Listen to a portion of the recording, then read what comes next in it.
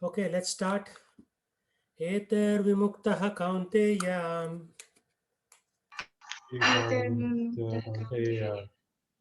tamo dvarastribirnarah acharati atmanah shreyas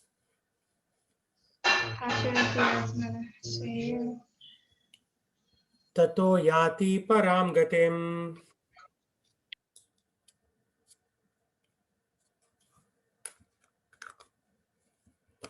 Okay, so let's go to the translation. The man who has escaped these three gates of hell, O son of Kunti, performs acts conducive to self-realization and thus gradually attains the supreme destination. So what three gates of hell he's talking about? Krishna is talking about? Lust, anger, and greed. Yeah, lust, greed, anger. LGA, Lagwadia. So these three gates are present in all of us. 100% of them have it. The good devotees suppress them a little bit. Not so good devotees suppress them somewhat.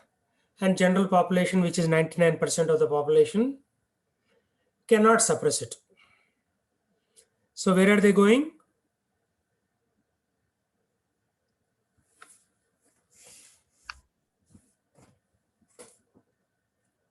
Disneyland? Hell. Hell, yeah. Good. So if somebody cannot control their lust, greed, and anger, they are going to hell, which is almost everybody on the planet. So everybody is working very hard to go to hell. So we have to do something about it, teach them a little bit. We also have to prevent going from hell. Right now, based on all the activities we have done in life so far, we are also going to hell. But if we change our direction and course correct, hopefully we will skip hell.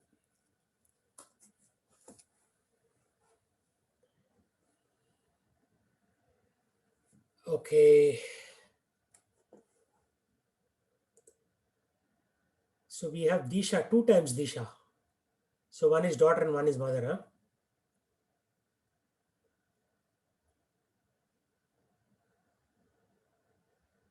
Okay, the daughter or the mother, please read.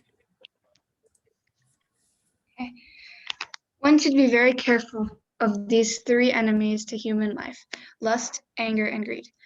The more a person is freed from lust, anger, and greed, the more his existence becomes pure. Then he can follow the rules and regulations enjoined in the Vedic literature. By following the regulative principles of human life, one gradually raises himself to the platform of spiritual realization. If one is so fortunate by such practice to rise to the platform of Krishna consciousness, then success is guaranteed for him. In the Vedic literature, the ways of action and reaction are prescribed to enable one to come to the stage of purification. The whole method is based on giving up lust, greed, and anger.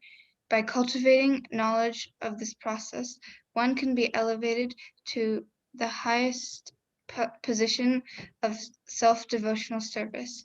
The liberation of the conditioned soul is guaranteed. Therefore, according to Vedic literature, there are instituted the four orders of life and the four statuses of life, called the caste system and the spiritual order system. There are different rules and regulations for different castes or order system. There are different caste or divisions of society. And if a person is able to follow them, he will be automatically raised to the highest platform of spiritual realization.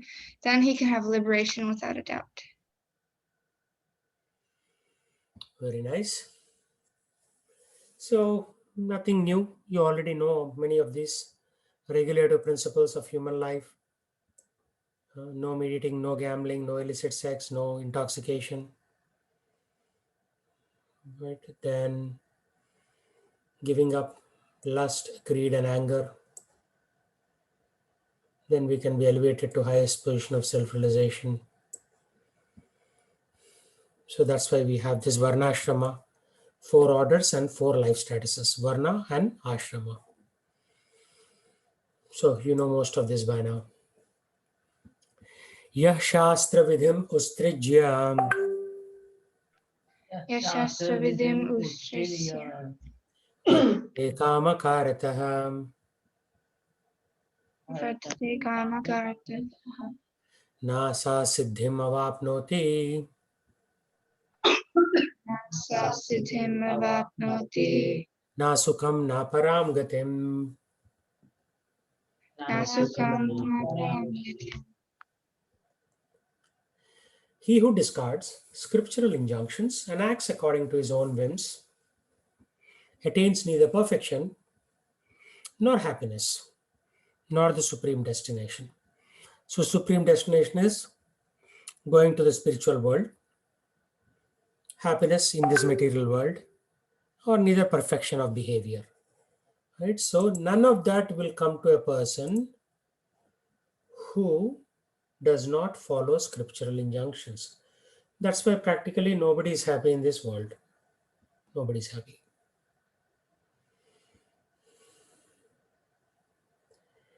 Okay, somebody please read the purport.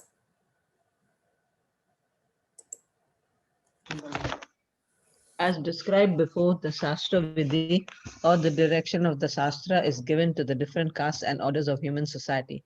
Everyone is expected to follow these rules and regulations. If one does not follow them and acts whimsically according to his lust, greed, and desire, then he never will be perfect in his life. In other words, a man may theoretically know all these things, but if he does not apply them in his own life, then he is to be known as the lowest of mankind. In the human form of life, a living entity is expected to be sane and to follow the regulations given for elevating his life to the highest platform. But if he does not follow them, then he degrades himself. But even if he follows the rules and regulations and moral principles and ultimately does not come to the stage of understanding the Supreme Lord, then all his knowledge becomes spoiled. And even if he accepts the existence of God, if he does not engage himself in the service of the Lord, his attempts are spoiled. Therefore, one should gradually raise himself to the platform of Krishna consciousness and devotional service. It is then and there that he can attain the highest perfectionist stage, not otherwise. The word kama karata is very significant. A person who knowingly violates the rules acts in lust. He knows that this is forbidden, but still he acts. This is called acting whimsically. He knows that this should be done, but still he does not do it. Therefore, he is called whimsical. Such persons are destined to be condemned by the Supreme Lord. Such persons cannot have the perfection which is meant for the human life. The human life is specially meant for purifying one's existence, and one who does not follow the rules and regulations cannot purify himself, nor can he attain the real stage of happiness. Yep. So basically, there are rules for human life. We have to follow them. If we cannot, then we are in trouble. Kama kartaha means this first thing. Lust leads to anger, which leads to greed. So kama means lust for material things. Spiritual things is okay, but material things is not okay. So we have to just focus our attention from material to spiritual. So gradually raise, because you cannot raise yourself in one shot. It's not possible, too difficult.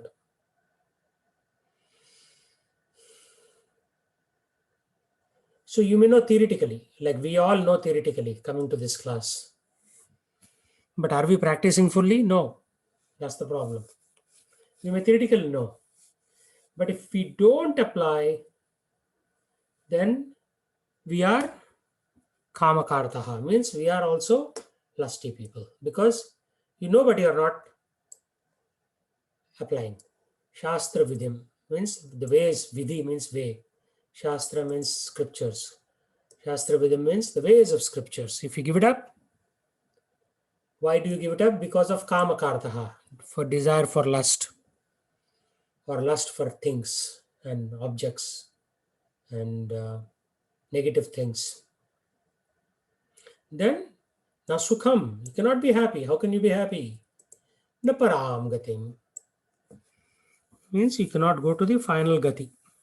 Para means beyond the material world. Tasma shastram pramanam te Shastram pramanam te karya vyavastitau karya vivastitau Nyatva shastra vidhanoktam Nyatva shastra vidhanam karma kartum iharasi. Karma kartum iharasi.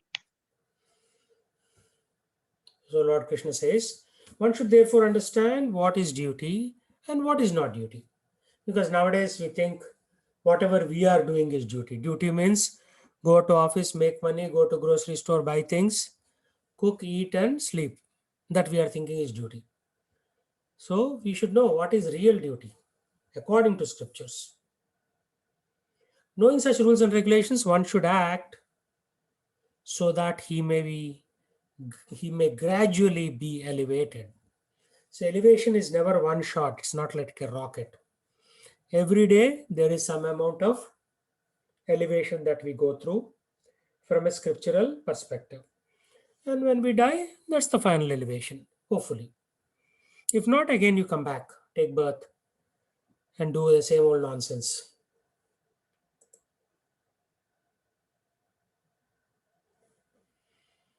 Okay, so Jaypal, please read. Yes, Prabhu.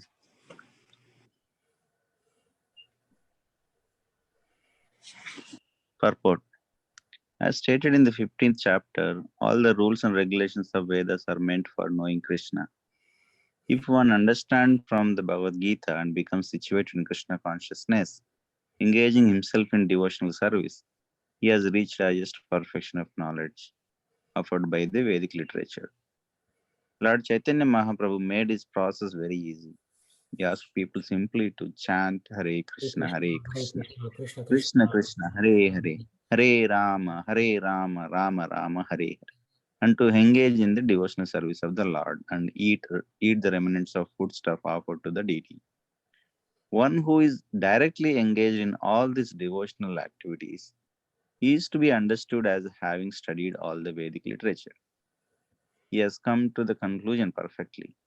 Of course, for the ordinary persons who are not in Krishna consciousness or who are not engaged in devotional service, what is to be done and what is not to be done must be decided by injunctions of Vedas.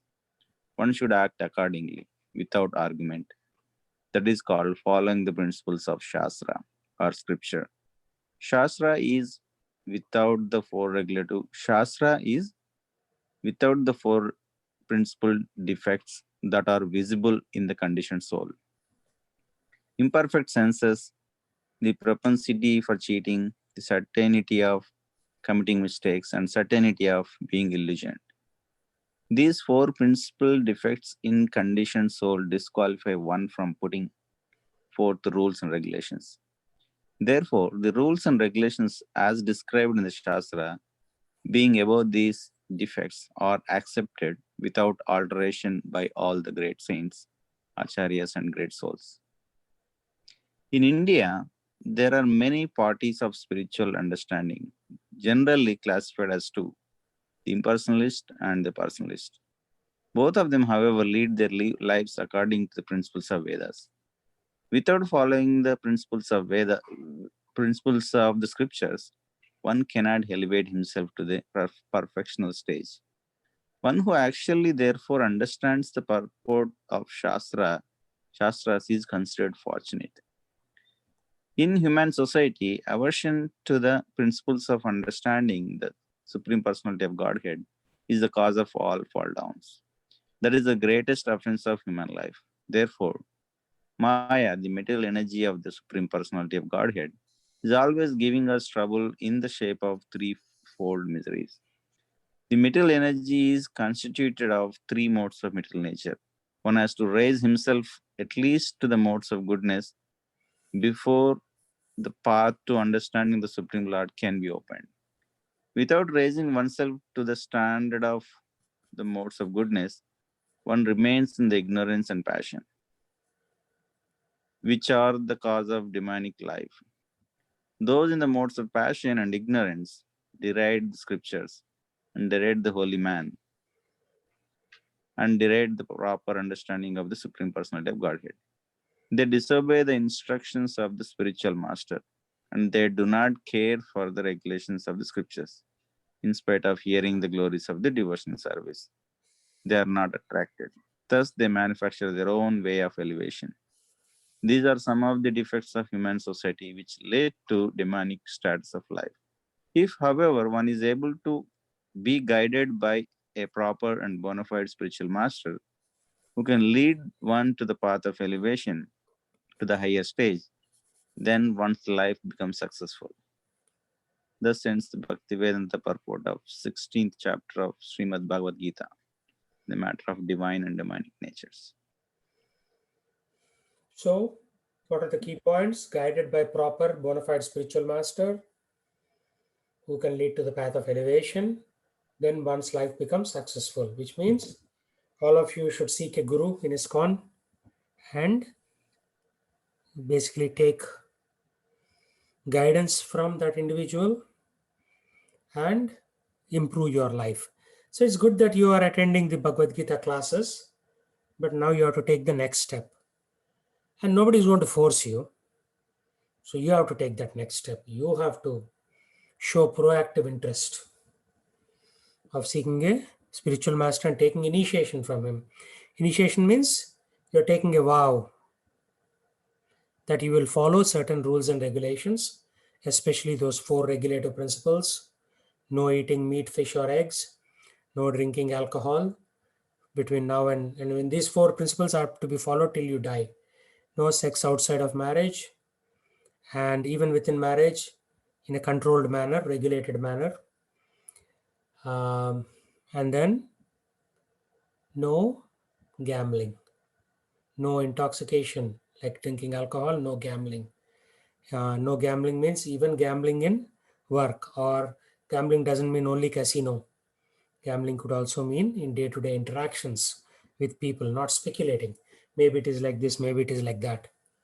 So the goal is to always take a shelter of the scriptures, which is not easy because this, how do you understand Dharma? It is not easy. So that's why you have to take guidance from a spiritual master who is much more advanced than you, not like somebody who's only 1 year more advanced than you. That is not sufficient because that other person may not be able to give you everything to get out of the cycle of birth and death, right? So, like two people went to the spiritual master, they said, we want to quit our jobs. So, spiritual master told one, no, you don't quit, you stay till the end in your job. For the other person, he said, okay, you quit and become like a temple pujari. So, anybody know why these two different advices were given to two different individuals? Anybody?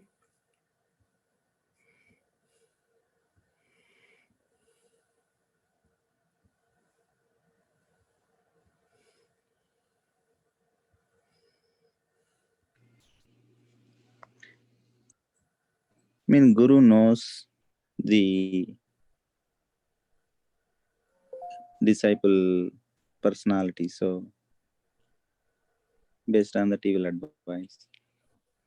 Right, based on the disciples' personality, Guru will advise. What else?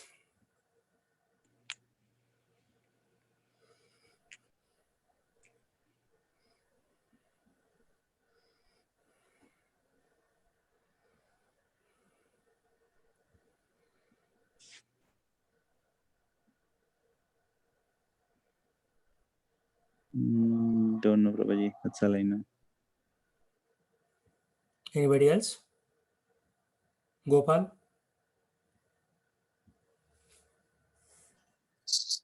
No, Prabhuji. It will be more harm for the devotee if we continue in that path. That's the reason Guru advised in different way. Okay. What else? That's one reason.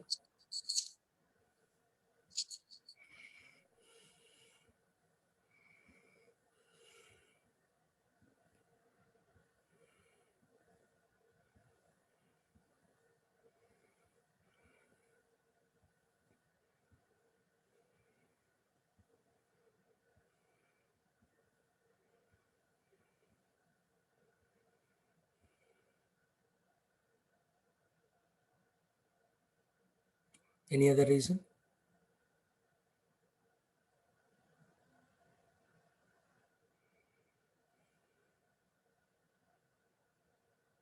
Okay, I'll give you a hint.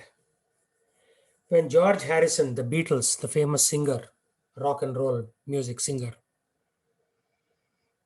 he went to Prabhupada and he said, "Oh, should I quit everything and then join the temple?" Prabhupada said, "No." When Tamal Krishna Maharaj asked, he said, "Yes, you take sannyas and you preach." Why?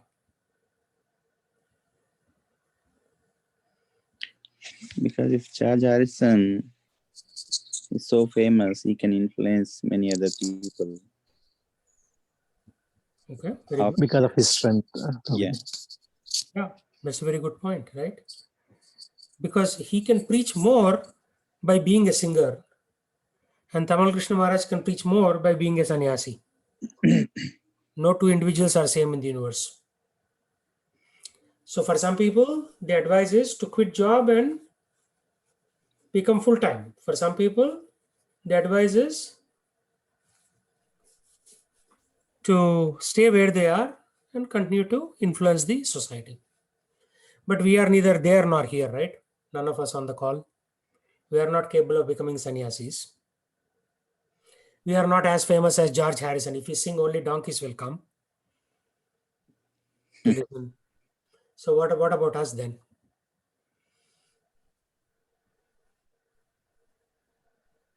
Follow for regulative principles and continue For us, devotional it's the same service. thing.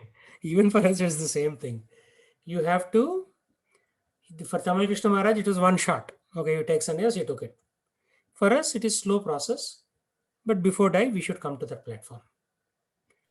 If we don't come to that platform, then shame on us. Right? Like so many people, old people die in the home. They cannot speak. They may have had a stroke or a heart attack. They'll be sitting in a wheelchair. Some kid or grandkid will bring a bowl of some rice, curd rice or something. They'll be eating that curd rice. And then one day they die. And then everybody's so happy. Oh, the old man died. He was suffering so much. Good that he went away. You hear this a lot, right? It's good that he went away. Acha hua chala gaya. It's good that he left. Usually, that is the common thing I've seen in Indian families. When somebody grows very old and they die, usually the kids and grandkids say, "Yeah, he was suffering too much. It is good that he went away." So, what kind of life is that? What kind of death is that? So, before we die, we come to that platform. Otherwise, shame on us. And even before, if we can come, that is good. But already, most of 3/4 of our life is over. So, remaining 1/4, we have to do something with it. Prabhuji, one question, Prabhuji. Hmm. So in that Prabhupada's time, is Prabhupada generally against this rock bands, Against, devotional against what? music, devotional music bands? So we have now so many devotional music bands, right? Yeah, he basically said, don't use guitar, don't use these modern instruments, sit and play kartal and mridanga. He said that very clearly in many lectures. Just kartal and mridanga. But in George Harrison case, George is he different. encouraged it, George is right? different, right? Okay. How many George Harrisons has the world produced? Mm. Very few. Like in the last 50 years, if you look at top rock stars, maybe 5 or 6, last 50 years.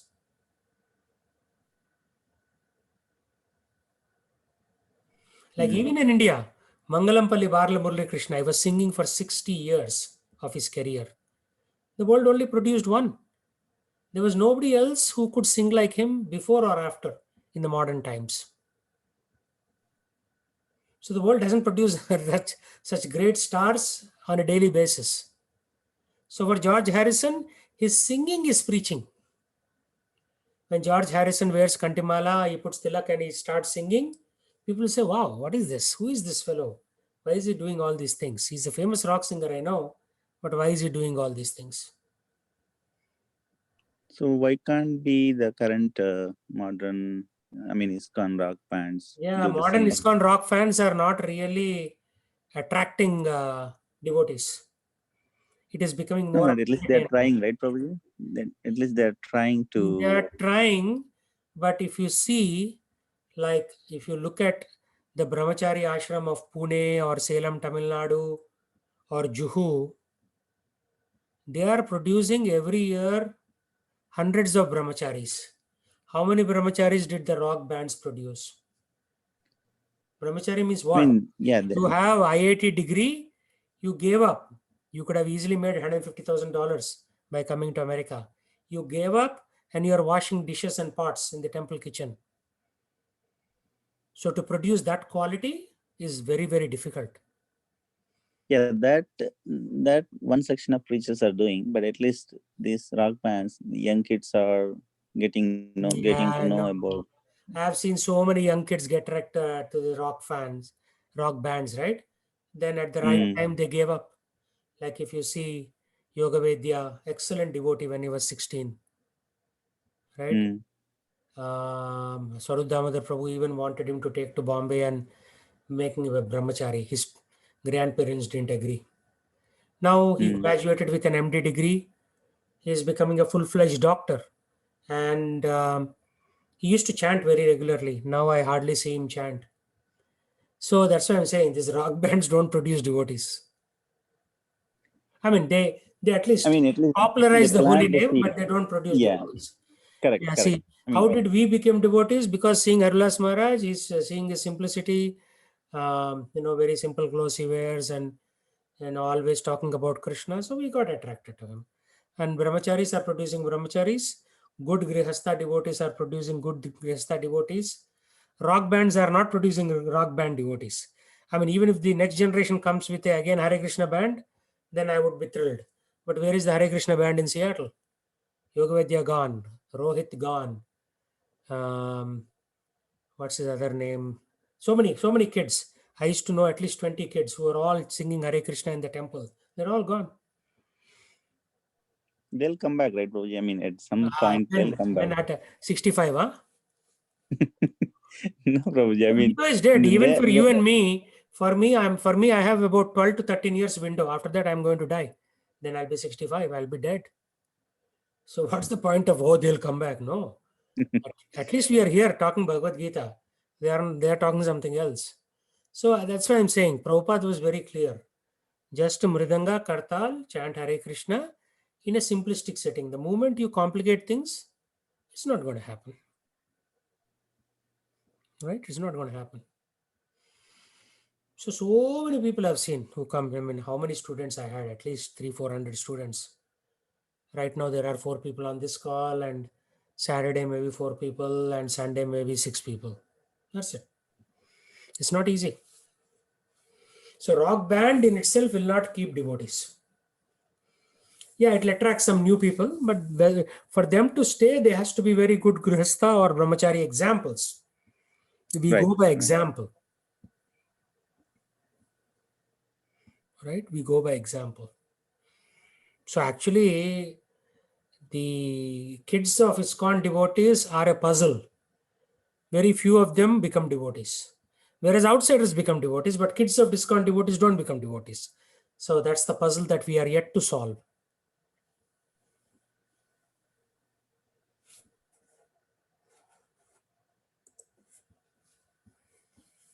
Okay, Prabhuji. Yeah. Any other questions?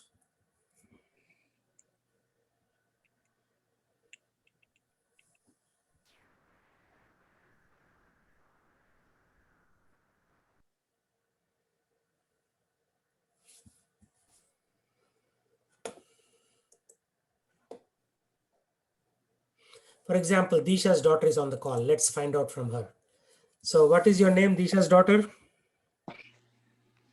My name is Anisha. Anisha. Okay. So what do you understand from this class?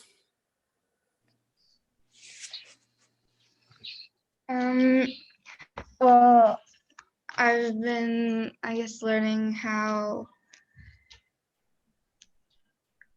to be a good devotee, and So why should we become a devotee? so that we can go to Krishna consciousness. But why Krishna consciousness? So that we can be with Krishna. And why do we have to be with Krishna? To free ourselves from the from life and death. Okay.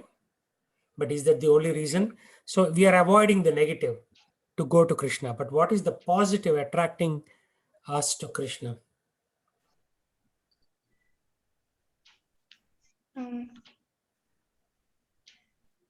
I don't know. No, you I don't know. answered 4 of the questions, which is very good. If you ask the 5th question, then you'll get 100 out of 100. So what is the positive for us to be attracted to Krishna?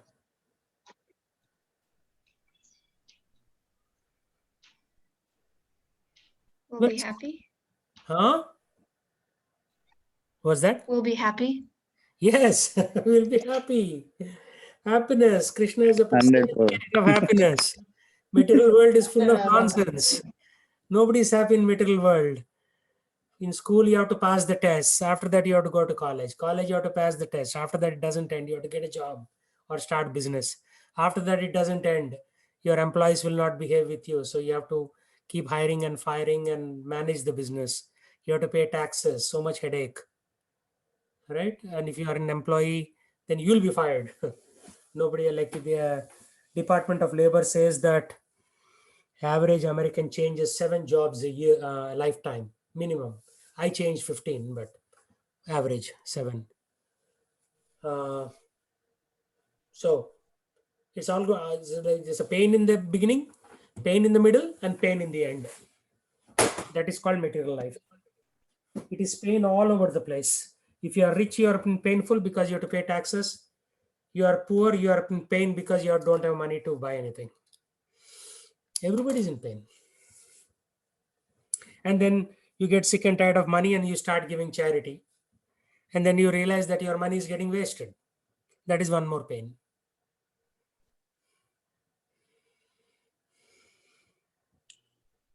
So it's all painful. So when we go to Krishna, we'll be happy. That's it. The soul wants to be happy. What else do you want to do? Anybody wants to be miserable? So for the soul to be happy, we have to go to Krishna. But then we are attracted by this material glare, this shining, zigzag, zigzag, zig, zig, zig, zig. It's glittering. And when it is glittering, we get attracted to matter instead of getting attracted to Krishna. And then matter is, Maya Devi is very happy. She says, okay, good. I have you firmly in my grip. In this way, almost 100% of people are in the grip. If you really look at the history in the last 50, 60 years, maybe a few thousand people got liberated out of the 7.5, 8 billion people. That's it. Only a few thousand maybe. And the rest will keep on taking birth and death. So if you want to go to the elite club, the elite club means the club of getting liberated and going and serving Krishna in his home and being happy. Ultimately, soul wants to be happy. Anando mayo bhasyat. You want to be happy, nothing else. Right? That's why we buy houses, we buy cars, we have kids. But still, all these things are not producing happiness. They're producing some sense pleasure. When you buy that new TV, you get initially sense pleasure. After some time, you get a headache watching TV. Sense. So, Yeah. right now we're kind of living in hell. No, this is not hell. Hell is even worse. This is halfway between hell and heaven. Even Even from a geographic perspective, heavens are above us and hells are below us. So we are halfway between heaven and hell. But spiritual world is beyond heaven. But we are not ready for it. We are suffering a lot, right? Like I know two Matajis from Punjab. Both of them are divorced from their husbands. They're struggling a lot. They once in a while they send me a WhatsApp message, Prabhuji, this is what's happening to me. My daughter is getting very restless. Well, if the daughter doesn't have a father, won't she get restless? We even suggested, why don't you patch up with your husband? No, no, no, no. I will never go back to that man again. So two Punjabi Matajis that I know personally for years, many, many years. Right? I know within my relative one person, works in some Indian software company. His wife works in Accenture. So his wife was making more money than him. So she divorced him. She's saying, you are not my level. You are lower class. So she divorced him. My own relative who even came and stayed at my home for about maybe 5 or 6 days, many years ago. So if I go down the list, right, everybody is in misery. Everybody is in misery. Right now, my mother suffered a stroke. Left side of the body doesn't work. Leg is a little better, but hand is still totally dead. So everybody is suffering. Don't think Warren Buffett is not suffering. He's 90 years old and is still alive. He probably wishes that he was dead. Because at 90, half your body parts don't work.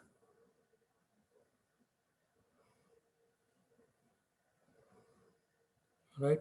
Jeff Bezos, his wife divorced him. She said, get out of my life. So who's happy? Tell me. So Bill Gates realized this early on and he established a trust and he put 80% of money in the trust and is giving it away for malaria, for African education, blah, blah, blah, whatever the case might be. Why? He knows that the money never produced happiness. Believe it or not, he only left like 20 million or something for his kids. That's it. He put everything else in the trust. Because he said, for my kids, 20 million is good enough. Most people don't even have 500,000. So rest all he put in the trust. So who's happy? Nobody's happy. Because by definition, you cannot be happy in this material world. It's called dukkhalayam ashashvatam.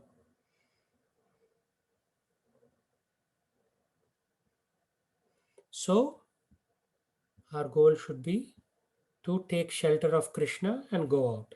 I mean, if you don't, Krishna is not really waiting. Oh, Anisha will come. Oh, Rekha will come. Oh, Gopal Nalagatla will come to me. He doesn't care.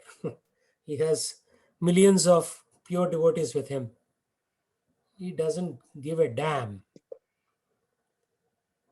Of course, heart of heart, he wants you to come back because every father wants his kids to come back to him. But he has enough good kids with him. So he doesn't want the renegade. Look up this word in the dictionary. Renegade, Renegade. He doesn't want any of the renegade kids unless they fix themselves. Right? So now you're all going to chapter 17, which is very, very advanced chapter. Right? You already covered divine and demoniac natures. You covered 3 modes of material nature. You covered karma, jnana, dhyana, bhakti yogas. So now you're all becoming advanced students. And if you still behave like kindergartners, then Krishna won't be pleased. If you don't know, it is one thing. Now you know. So you've got to do it. Krishna will say, what kind of idiot is this fellow or this girl? I gave so much information in Bhagavad Gita and yet this fellow is behaving like a joker. Right? Okay, let's start text 1. Arjuna Uvacha. Arjuna Uvacha Ye Shastra Vidimustrajya Ye Shastra Vidya Yajante Shraddhayanvitaha Yajante यजन्ते Shraddhayanvitaः Tesham Nishtatu Tuka Krishna Tesham तेषां निष्ठा Nishtakar तु का Krishna Krishna Sattvam Ahorajastamaham. Sattvam Aho सत्त्वमाहोरजस्तमः Arjuna inquired, O Krishna, what is the situation of those who do not follow the principles of scripture but worship according to their own imagination? Are they in goodness, in passion, or in ignorance? So, this question, why Arjuna is asking?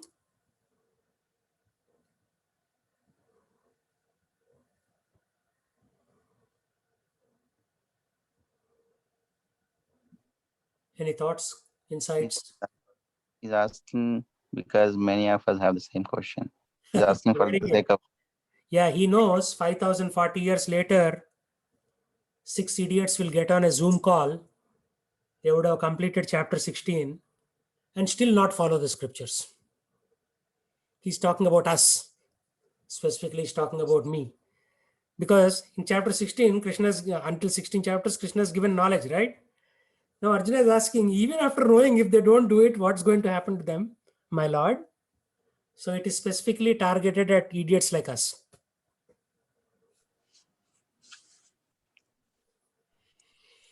Okay, Gopal, read. Sure, Prabhuji. In the fourth chapter, 39th verse, it is said that a person faithful to a particular type of worship gradually becomes elevated to the stage of knowledge and attains the highest perfectional stage of peace and prosperity.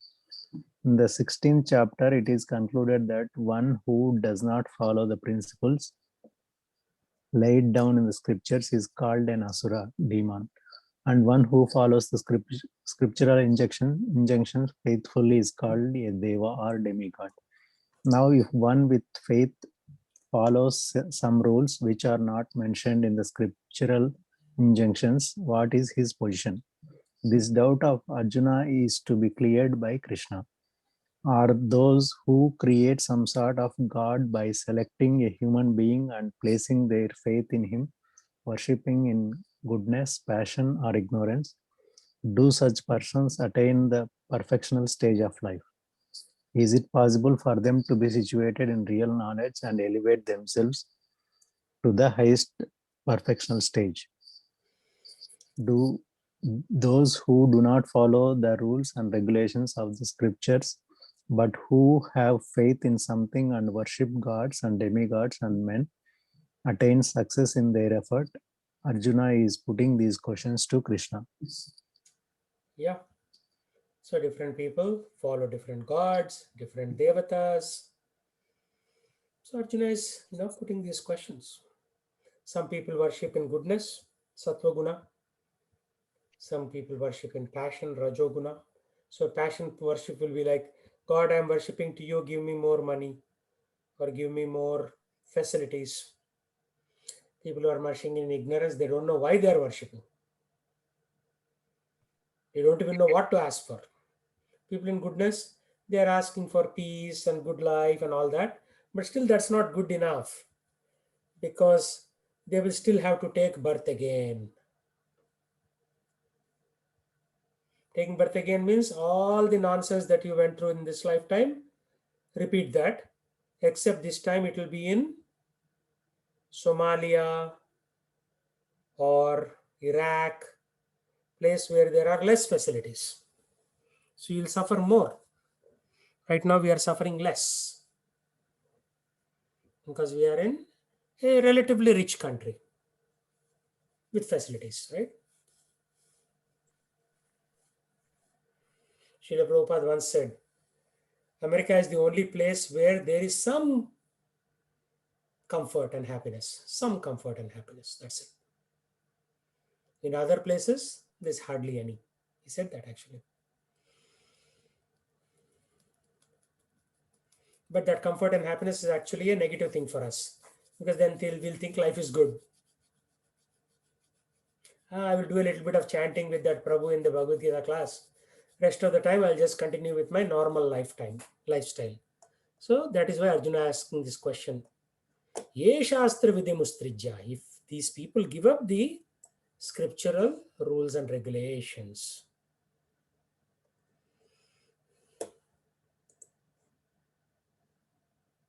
Shri Bhagavan Uvacha. Sri Bhagavan Vacha Trividha Bhavati Shraddha. Trividha Bhavati Shraddha Dehi Nam Swaswabhavajam. Dehi Dehinam Nam Swasambhavacha Satviki Rajasi Chaiva. Satviki Rajasi Chaiva Tamasi Cheti Tam Shrinam. Tamasi. Tamasi Cheditam Shruno. The Supreme Personality of Godhead said, according to the modes of nature acquired by the embodied soul, one's faith can be of three kinds: in goodness, in passion, or in ignorance. Now, hear about this. Shrinu means hear. Hearing is most important. Like if there is danger, and when you hear of the danger, you will spring out of your bed and protect yourself, right? Even your eyes are closed, your ears are always on. So that when there is danger, you can jump out and fix your situation to the extent possible. So according to modes of nature acquired means we acquire, just like you acquire t-shirt or jeans pant from a store, you are acquiring the three modes. The soul is acquiring them. So the soul doesn't have these three modes. It is just like an external covering. Just like you cover your body with a t-shirt or a jeans pant.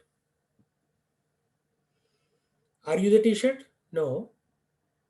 But you acquired the t-shirt at Costco and you are wearing it. Similarly, you are acquiring these modes of material nature in material world. In spiritual world, we don't have these three modes. Everybody is in Shuddha Sattva platform in spiritual world. Shuddha Sattva means pure goodness, which is above goodness. So we acquired this. So just like you acquire a t-shirt from Macy's and after it becomes old, the color is faded, you can discard it, right? Can you not throw it away? Or you want to hang on to it?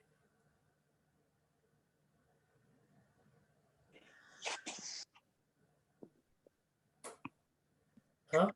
You want to hang on to a t-shirt which is totally the color drained out, it is ripping apart everywhere. You still want to hang on to it? No. No. Similarly, do you want to hang on to these modes?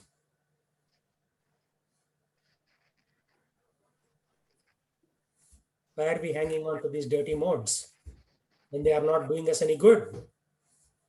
So we should come out of these three modes. Coming out is the process of chanting, hearing Srimad Bhagavatam, so that your heart changes. The heart becomes soft and ready to receive Krishna. Right now our hearts are hard like diamonds. We have to make it soft like butter.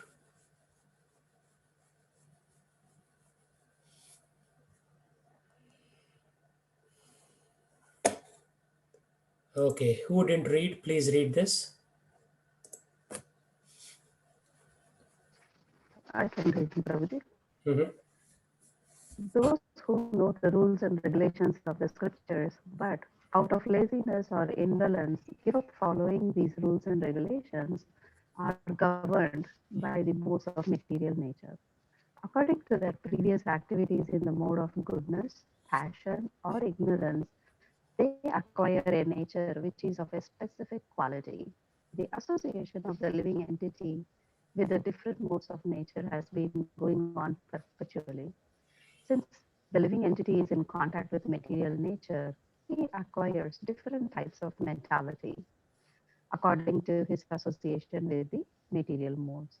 But this nature can be changed if one associates with a bona fide spiritual master and abides by his rules and the scriptures. Gradually, one can change his position from ignorance to goodness or from passion to goodness.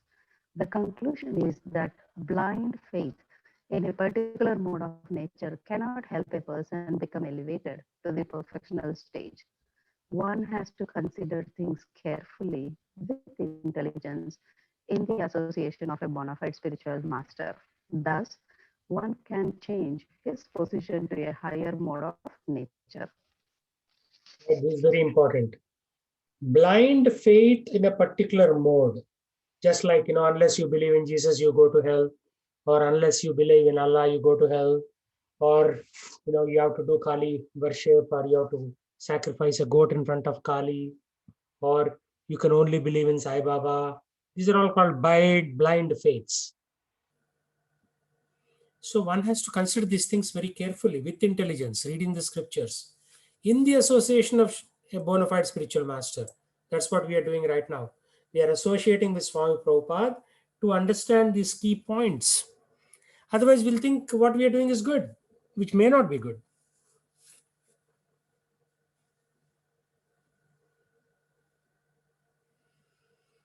Then we can change our position to higher mode. So this is not religion at all. This is science. This is science. So we have to get out of ignorance, come to passion. Get out of passion, come to goodness. Get out of goodness and come to pure goodness, Shuddha Sattva. Then this subject, then we become dear to Krishna.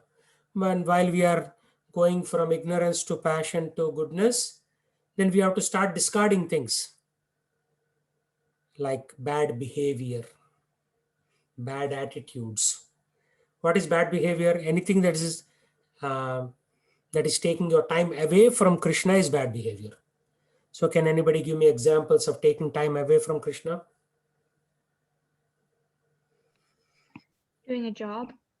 Yeah, job takes away. So people who are very smart, they don't work. What they do? They associate with the temple and chant Hare Krishna.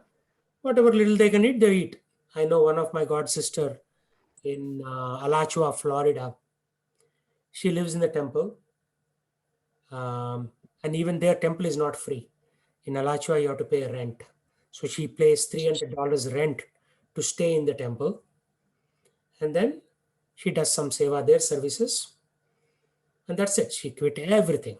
She quit everything.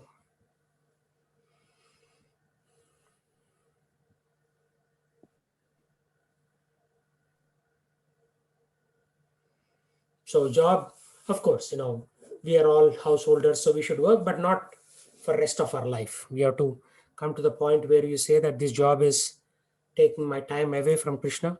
But of course, if your job doesn't take your time away from Krishna, then it's okay.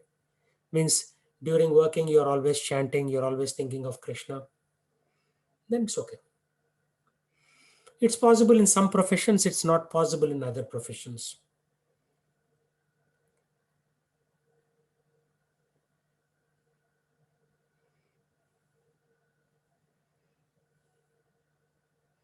In IT, it is very difficult.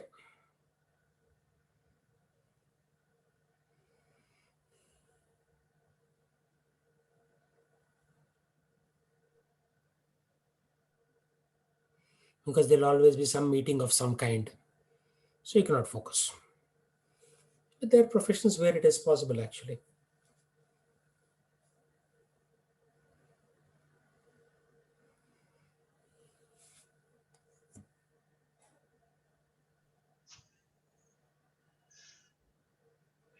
What are some examples of some jobs that you can focus on Krishna while doing the job? You can get a job in the temple as a pujari. Our temple pujaris get paid salaries, right? Seattle ISKCON temple. So that's one option. Medical profession, you're always busy, even worse than IT. Medical profession, you are performing a surgery. Surgeries can last 3-4 hours. So it's very difficult. Unless, of course, there are some doctors who only see 5 patients a day. They don't care about money. They may perform 1 surgery a week. And remaining time, they're devoted. For example, the Hare Krishna temple in Baltimore, the temple president is a medical doctor. He conducts surgeries, but then he is so focused that he just does a limited number of surgeries, then focuses on temple. He gave us some advice on how to deal with corona and things like that to other temples. It depends. Consciousness. It is your consciousness. It's nothing to do with what job you are doing. But some jobs, like they'll have meeting after meeting after meeting, like in information technology. You click on a link, Zoom meeting, then after that Teams meeting, then WebEx meeting. I know this because I'm in IT profession, right? So then you do a sandwich. In the morning before you get to work, you chant. Lunchtime you chant. After work you chant or read Bhagavad Gita, Srimad Bhagavatam. So somehow you have to manage. Krishna is not going to do it for you. You have to do it. If you're in the military, how are you going to chant? You'll only chant just before the enemy's bullet hits you. Because you are deployed to Iraq, for example. So what are you going to do in Iraq? Very difficult, right? Although one of our ISKCON devotees, he's a captain in the Indian Army. He was sent to Iraq twice. So 2 times he went. And then one of his person working for him was like very afraid. Captain, I'm very afraid. He said, yeah, chant Hare Krishna. And because he knows that he's about to die in the next couple of days, you don't know, right? Somebody could shoot you down. So he chanted Hare Krishna with very great seriousness while shooting the enemy. And this Captain Parthasarthi, he didn't die. Both times he returned victorious. And he's still there. He lives somewhere in Oregon area. Or at least he lived a while ago. So it's like that. I mean, you have to think about how I can be focused on Krishna all the time in whatever I do. But first, now that you are in school, you can chant now. So when you go to college, you may not have the same time and there'll be too many other distractions. And then after college, you take up a job that is suited for devotional life close to a temple so that you can be in touch. I mean, I'm very fortunate. I live right behind the temple. So I come out of my home, I walk, like I went walking a little while ago. So I saw the temple from outside. I saw the chakra on top of the temple spire. Taking darshan of that is equivalent to taking darshan of the deities. So somehow or the other, Krishna arranged for me to be next to him. Actually, he's within our heart, but at least in this lifetime, he allowed me for the last, 19 years, he allowed me to be next to the temple. Not everybody can. Some people bought homes here, then they felt like they're attracted to a bigger home in Bellevue and they went to Bellevue. So whatever little association they had of the Lord, that also got taken away. So size of the house is not important. Proximity to your Krishna consciousness practices is more important. Or you build a temple with your own money near your home, or convert your home into a temple. So every day do artis in the temple, call your neighbors. Like in Russia, when I went with my Guru Maharaj, in one of the home they made a temple. So they would call all the neighbors and they do arti in the home. Because in Moscow, temple is about 2 hours away. So they don't have energy to go to temple. So they converted their home into temple. Beautiful temple. In Slovenia, where I traveled with my guru, one medical doctor and his wife, both are wife and husband are doctors. They have 6 pairs of Gaurnitais in their home. Gaurnita is incarnation of Krishna and Balaram, Manisha. 6 pairs. So anyway, most of us are old and we will going to die in the next 12, 15 years. But at least you have at least 45, 50 years ahead of you. or maybe 60 years ahead of you. So you should focus. For us, maybe we are coming back again to continue our journey of Krishna consciousness. But for you, I think it's a golden opportunity. You are getting connected at a very young age, thanks to your mom. I got connected when I was 36. Too late. Half life gone down the drain. So you got a Thank you, diamond. Prabhu. Yeah, you got a diamond. This diamond is worth $57 million. Now, what are you going to do with this diamond? Will you let anybody steal this diamond? That's up to you. Because there are so many people who will steal that diamond from you. They will put you on the wrong track. So you have to think about it. So when you get a job, you should stay next to a Hare Krishna temple. Go to the temple 3 times a day. Job is secondary. This is your main job.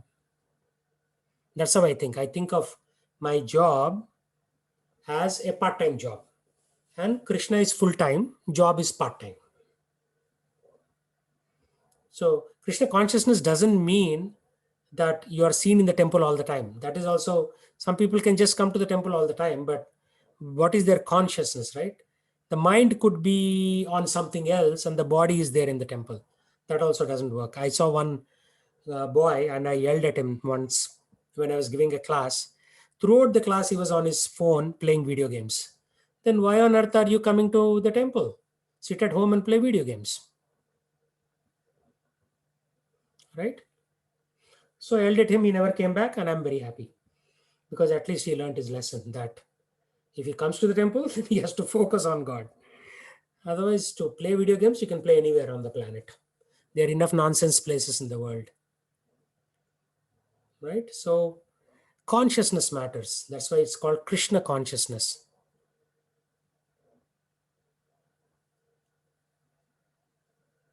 Anyway, Okay, thank you, Prabhu. yeah, once I start yelling, right, many few people can tolerate me. I'm being very kind with you guys. So let it be that way. Okay, let's chant now. Sri Krishna Chaitanya, Shri Krishna Chaitanya, Prabhu Nityananda, Prabhu Nityananda, Shri Advaita Gadadhara, Shri Advaita Gadadhara, Shrivasadi Gaura Bhakta Vrinda. Srivasadi Gaura Bhakta. Let's chant together. Hare Krishna, Krishna Krishna, Hare Hare, Hare Ram, Ram Ram, Hare Hare. Hare Krishna, Krishna Krishna, Hare Hare, Hare Ram, Ram Ram, Hare Hare. Hare Krishna, Krishna Krishna, Hare Hare, Ram Ram, Hare Hare. Hare Krishna, Krishna Krishna, Hare Hare, Ram Ram, Hare Hare. Hare Krishna, Krishna Krishna, Hare Hare, Ram Ram, Hare Hare. Hare Krishna, Krishna Krishna, Hare Hare, Ram Ram, Hare Hare. Hare Krishna, Krishna Krishna, Hare Hare, Ram Ram, Hare Hare. Hare Krishna, Krishna Hare Hare, Ram Ram, Hare Hare. Hare Krishna, Krishna Krishna, Hare Hare, Ram Ram, Hare Hare. Hare Krishna, Krishna Hare Hare, Ram Ram, Hare Hare. Hare Krishna, Krishna Hare Hare, Ram Ram, Hare Hare. Hare Krishna, Krishna Hare Hare, Ram Ram, Hare Hare. Hare Krishna, Krishna Hare Hare, Ram Ram, Hare Hare. Hare Krishna, Krishna Hare Hare, Ram Ram, Hare Hare. Hare Krishna, Krishna Hare Hare, Ram Ram, Hare Hare. Hare Krishna, Krishna Krishna, Hare Hare.